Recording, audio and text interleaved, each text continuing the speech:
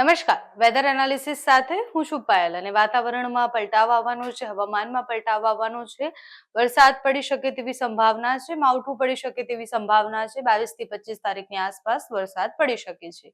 બીજી એક વાત એ કરવી છે કે મેં ગઈકાલે જ એક બે કોમેન્ટ્સ વાંચ્યા અને કોમેન્ટ્સ વાંચીને મને એવું ખબર પડી કે લોકોને એવું લાગે છે કે અમે જ્યારે વેધર અહીંયા સમજાવીએ એનો મતલબ એવું નથી હોતો કે વરસાદ પડશે જ પડશે.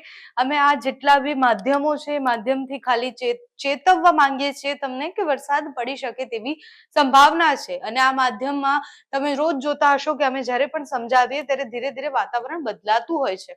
અમુક વાર જે સમજાયેલું હોય છે એનાથી વિપરીત એકદમ ખરાબ પરિસ્થિતિ પણ થતી હોય છે. અમે જે સમજાવીએ છીએ એ બધા જ માધ્યમોને ધ્યાનમાં રાખીને વિન્ડી છે કે પછી IMD ની ઓફિશિયલ જે વેબસાઇટ છે એનાથી અમે સમજાવતા હોઈએ છીએ. અને હું તો દર વખતે એક શબ્દ કહેતી હોય છે કે આ બધામાં બદલાવ આવી શકે તેવી સંભાવનાઓ છે, કારણ કે પવનની ગતિ, પવનની દિશા એ કોઈ નક્કી નથી કરી શકતું. અત્યારની જે સંભાવનાઓ છે એ મોટા મોટા મોડલ, હવામાન વિભાગ અને હવામાન નિષ્ણાંતોના કહ્યા પ્રમાણેના છે. એટલે કે 22 થી 25 તારીખની આસપાસ માવઠું પડી શકે, વરસાદ પડી શકે છે.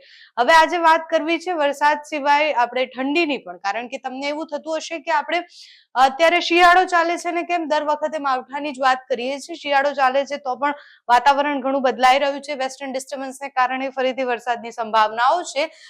ઠંડી પર પણ ઘણું બધું નિર્ભર હોય છે, કારણ કે આપણને એવું લાગે કે વરસાદ પર જ માત્ર નિર્ભર હોય તો એવું ન હોય.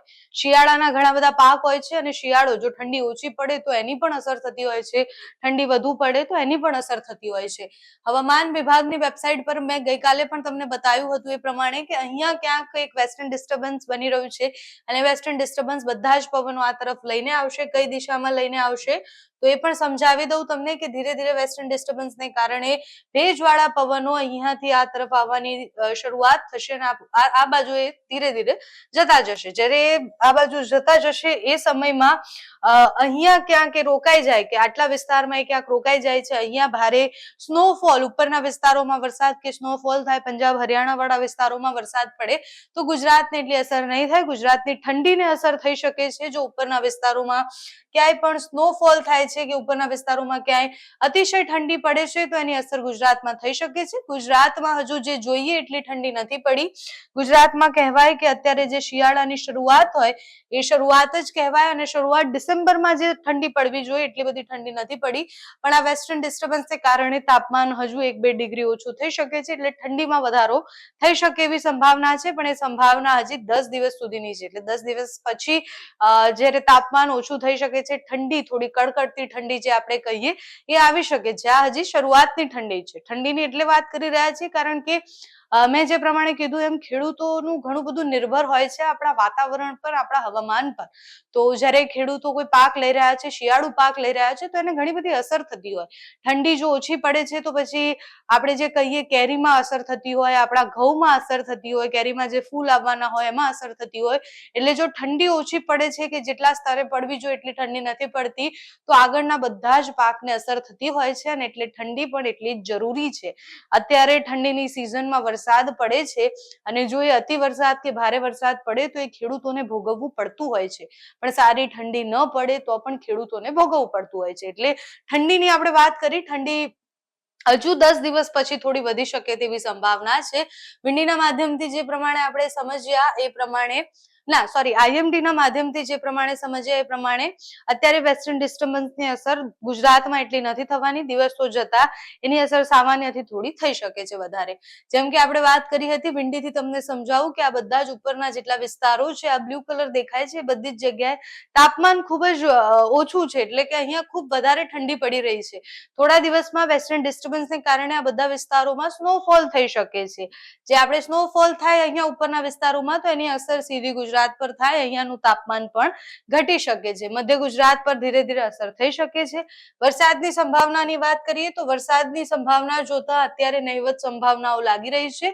અહીંયા તમે જોતા હશો કે નીચેના દક્ષિણના ભાગોમાં વરસાદ પડે છે, પણ આપણે ત્યાં ક્યાંય જ વરસાદની કોઈ સંભાવનાઓ અત્યારે નથી દેખાઈ રહી. જેમ જેમ દિવસ આગળ વધશે કે જેમ જેમ જે વેસ્ટર્ન ડિસ્ટર્બન્સ છે એ આગળ વધતું જશે એમ એમ વરસાદની કોઈ અનુમાન કે વરસાદ ક્યારે પડી શકે એનું અનુમાન લાગી શકે છે. બાકી અત્યારે વરસાદનું કોઈ જ અનુમાન ગુજરાતમાં નથી દેખાઈ રહ્યું. ગુજરાતમાં માત્ર ઠંડી પડી શકે તેવી સંભાવનાઓ છે, બીજી કોઈ જ સંભાવનાઓ અત્યારે નથી દેખાઈ રહી. ધીરે ધીરે આપણે આગળ વધીએ. જેમ કે અહીંયા નીચેના બધા જ પ્રદેશોમાં અત્યારે સામાન્ય છૂટોછવાયો વરસાદ ક્યાંક પડી શકે છે. દિવસ આગળ વધશે એવી રીતના 22-23 તારીખની આસપાસ અહીંયા ક્યાંક પણ વરસાદ પડે છે. IMD ના એક મેપ પ્રમાણે મહારાષ્ટ્રના અમુક ભાગોમાં છૂટોછવાયો વરસાદ પડવાની સંભાવનાઓ છે. એટલે જો મહારાષ્ટ્રના ભાગમાં જો સામાન્ય વરસાદ પડે છે તો એની અસર અહીંયા થઈ શકે છે.